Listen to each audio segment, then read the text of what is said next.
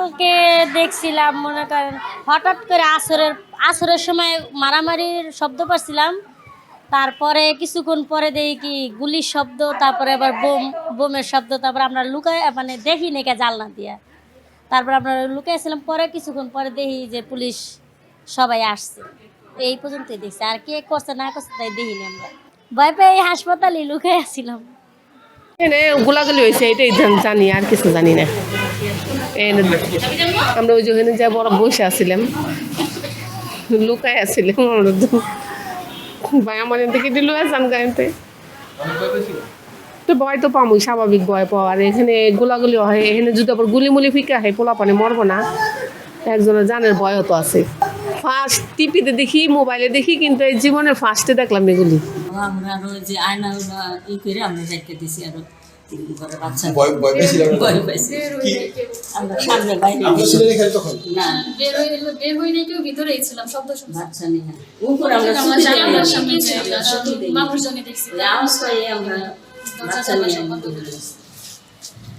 এরকম দুর্ঘটনা ঘটলে তো আতঙ্ক থাকেই সবার।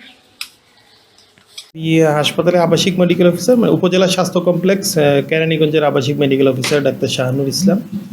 তো গতকালকে যেটা হয়েছে, আমি তো আমার নিয়মিত যে অফিস শেষ করে আমি ব্যক্তিগত প্রয়োজনে বাইরে যাই।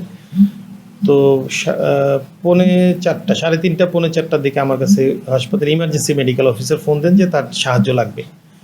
তো আমি জিজ্ঞেস করলাম কেন, বললো যে অনেক মারামারি পেশেন্ট এখানে আসতেছে, তো আমাদের সাহায্য লাগবে। তো আমি তৎক্ষণাৎ যেখানে ছিলাম আমি দ্রুত এখান থেকে রওনা দিই এবং পথিমধ্যে আমি উপজেলা প্রশাসন এবং থানায় ইনফর্ম করি। তো ইমার্জেন্সি মেডিকেল অফিসার উনি থানায় ইনফর্ম করেন, আমি উপজেলা প্রশাসনকে ইনফর্ম করি। তা আমি পৌঁছেছি আধা ঘন্টার মধ্যে, কিন্তু তার আগেই উপজেলা থেকে আমাদের থানা থেকে আমাদের পুলিশ ফোর্স চলে আসে। তো এর মধ্যে আমি আস্তে আস্তে শুনি যে হাসপাতালের কম্পাউন্ডের মধ্যে একটি ককটেল বিস্ফোরণ হয়। এলো ভিশন মুশকিল আসান অফার। যে কোনো ব্র্যান্ডের পুরনো ফ্রিজ নিয়ে চলে আসুন ভিশন শোরুমে আর নিয়ে যান নতুন ভিশন ফ্রিজ 20% পর্যন্ত ছাড়। তো আমি দ্রুত খবর নেই যে কেউ কোনো আহত হয়েছে কিনা। তো আমাকে বলা হয় যে না, কেউ আহত হয়নি। তো আমি হাসপাতালে আসলাম, এসে প্রথমেই সেই স্পট ভিজিট করি এবং রুগীদের খোঁজ খবর নেই। তো আমাদের রুগীদের এবং আশেপাশে কেউ আহত হয়নি সেটাতে।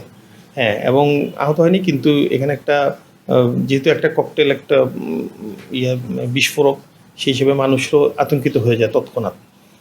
তো আমি পরে এসে খোঁজ নেই যে আসলে ককটেলটা কীভাবে হাসপাতালের ভিতরে কেউ এসে বিস্ফোরণ করিয়েছে কিনা। তো আমি প্রাথমিকভাবে যতটুকু জানতে পারি যে হাসপাতালের ওয়ালের বাইরে থেকে একটি ককটেল পড়ে। এটা হচ্ছে ককটেলটা বিস্ফোরিত আমাদের হাসপাতালের দোতলায়, যেটা পোস্ট অপারেটিভ ওয়ার্ড বলি, পোস্ট অপারেটিভ ওয়ার্ডের জানালার ঠিক পাশে। তো পোস্ট অপারেটিভ ওয়ার্ডে আমাদের ওইখানে সিজারিয়ান সেকশন করা রুগী ছিল, নর্মাল ডেলিভারির পরে রুগী ছিল, তাদের ছোট বাচ্চা সহ ছিল। তো আমরা অত্যন্ত সৌভাগ্যবান যে আমাদের জানালাটা বন্ধ ছিল। যদি জানালা খোলা থাকতো হয়তো বা বড় ধরনের একটি অনাকাঙ্ক্ষিত ঘটনা ঘটে যেতে পারতো।